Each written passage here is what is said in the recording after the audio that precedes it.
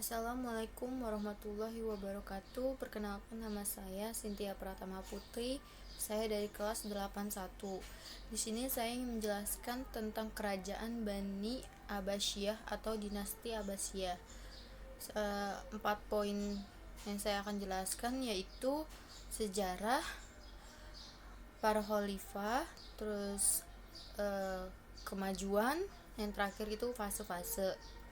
Nah, poin pertama saya jelaskan itu sejarah.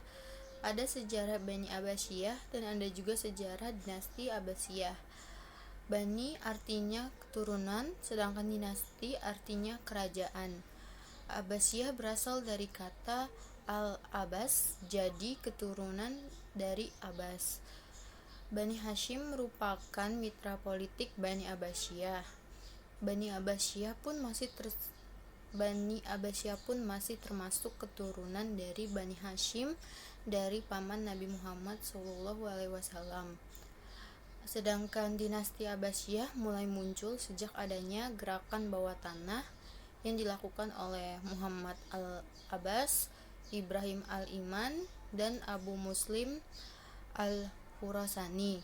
Dinasti Abbasiyah berdiri setelah menaklukkan dinasti Umayyah, yakni setelah terjadinya Perang Zab yang berdiri pada tahun 750 Masehi. Apa sih Perang Zab? Perang Zab itu merupakan perang antara dinasti Abbasiyah dengan dinasti Umayyah. Poin selanjutnya saya akan menjelaskan tentang para khalifah. Jumlah khalifah dinasti Abbasiyah berjumlah 37 khalifah. Nah, nanti para khalifahnya akan saya taruh di sini, ya.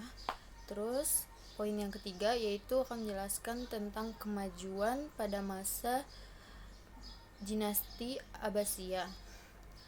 Masa keemasan dinasti Abbasiyah disebut dengan The Golden Age. Pada masa khalifah kedua Al-Mansur, yakni memindahkan ibu kota dari Kufah ke Baghdad. Terus pada masa khalifah ketiga Al-Mahdi, perekonomian mulai meningkat di sekitar pertanian. Terus pada masa khalifah kelima Ar-Rasyid mengalami masa keemasan, yaitu membangun layanan kesehatan, meningkatkan kesejahteraan, dan sebagainya. Pada masa khalifah Al-Ma'mun, perkembangan ilmu pengetahuan mulai diperhatikan lebih mendalam. Selanjutnya pada masa khalifah ke-7 Al-Mutasyim, sistem ketentaraan diperkuat hingga melibatkan bangsa Turki sehingga membuat tentara dinasti Abbasiyah disegani oleh dunia. Nah, poin yang keempat itu saya akan menjelaskan tentang fase-fase. Itu terbagi menjadi 5 periode. Periode pertama, adanya pengaruh Persia pertama atau Arab pada tahun 750 sampai 847 Masehi. Periode kedua dipengaruhi oleh bangsa lain, yakni bangsa Turki pada tahun 847 sampai 945 Masehi. Periode keempat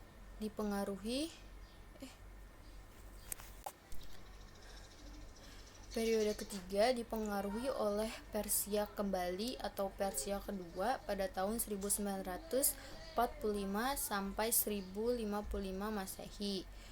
Periode keempat itu dipengaruhi kembali oleh Turki kedua di bawah pimpinan Kesultanan Sajuk Raya pada tahun 1055 sampai 1194 Masehi.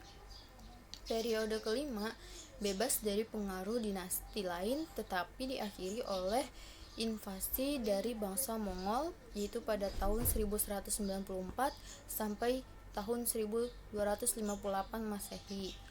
Memang kemunduran dinasti Abbasiyah ini salah satu faktornya adalah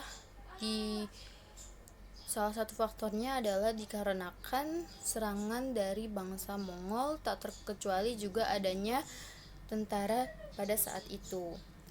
Sekian presentasi saya.